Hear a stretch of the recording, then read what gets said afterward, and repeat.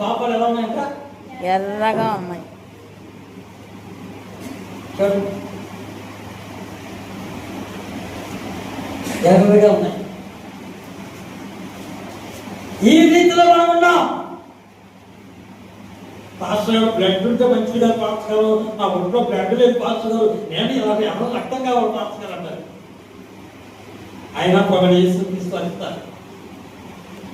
ఇస్తాడు.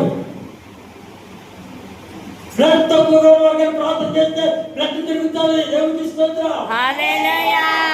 కనుక పాపములో ఉన్న మనం, పాపములో ఉన్న మనం, పాపములో ఉన్న మన కోసమై ప్రభువైన యేసుక్రీస్తు వారి లోకానికి వచ్చి రక్తము చిందించి, రక్తము కాచి, రక్తము దారబోసి చనిపోయి తిరిగి మళ్ళీ లేచాడు. హల్లెలూయా. కనుక పాపములో ఉన్న మనల్ని ఏం చేయాలట? పవిత్రులుగా చేయాలి. నీ పాపములు ఏమన్నది? రక్తం వలె ఉన్నది. ఆయనను అవి హిమము వలె తెల్లగా తెల్లబడును. దేవునికి స్తోత్రం. హల్లెలూయా. ఈ విధంగా ఉంటామండి యేసు ప్రభువుని అంగీకరించిన తర్వాత.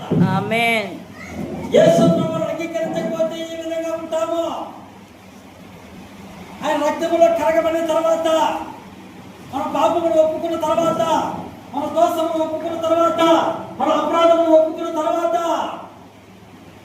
ఈ విధంగా వస్తామండి. దేవునికి స్తోత్రం. హల్లెలూయా. ఎలా బాబు?